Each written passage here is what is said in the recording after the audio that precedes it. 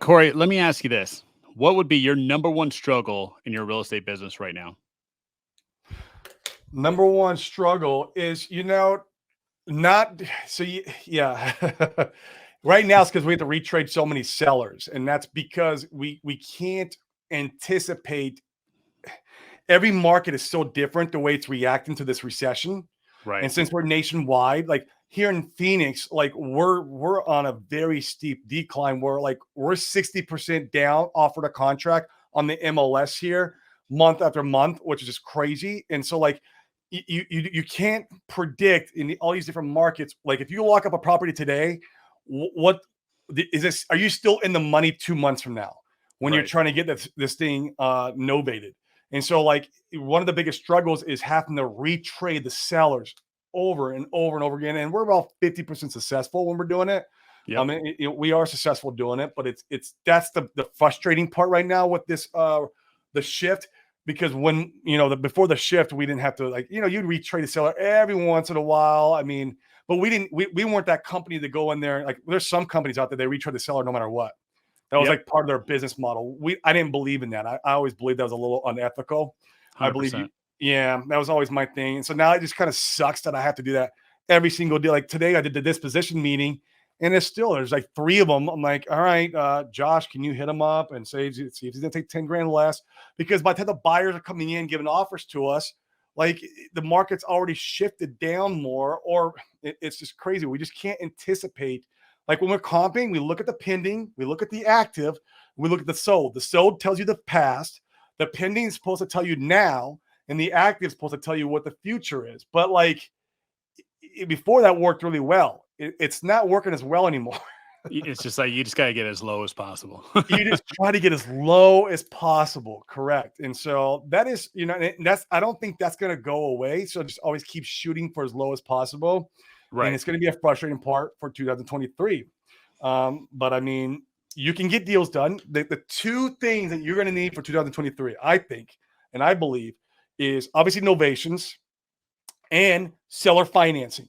Because when we Mm, do kind of reach some kind of bottom, I don't care if we're close to the bottom or if we're like anywhere near a bottom, seller financing shines the most. That's when you want to turn on sub two. That's when you want to do seller carry. That's when you want to do lease options, all that stuff you want to turn on when you're kind of towards the end of the real estate bottom.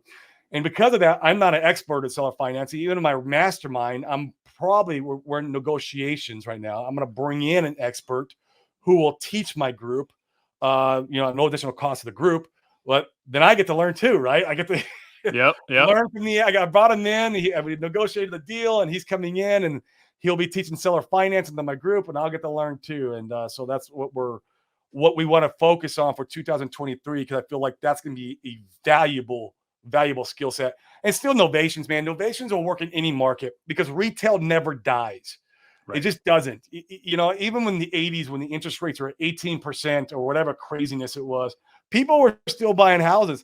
And actually, those are the smart people. If you think about it, the smart retail buyers buy during a recession because they could buy low, and Mm, then 2 or 3 years later, when the interest rates come down, they could just refinance out. Like exactly. that's the way to retail buy house. I mean, Now, are you when you saying owner finance, right? It's something that I think we all should be learning. Are you going to be wholesaling, or are you going to be holding those for your own it'd probably portfolio? be a mix of both. I mean, I don't know, right? Like I'm not there yet, but you would think it'd be a mix of both.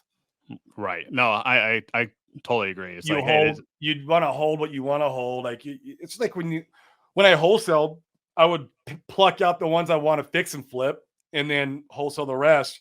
We were doing that for a long time here in Phoenix. Same thing with the seller finance. You pluck out the ones you want to hold long term, and then you wholesale the rest. I mean, one of my good friends, David Odes, and you probably know David Odes. He runs Easy REI Closings. Great guy. He also, by the way, does all our closings. And if you guys are interested in his transaction company, you can go to novationclosings.com. But he built up 110 property portfolio in the last recession. oh man.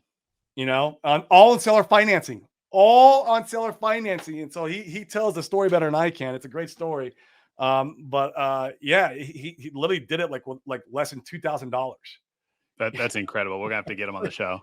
Yeah, you got to get David O's is a good. He's a good friend of mine, man. He's an excellent individual.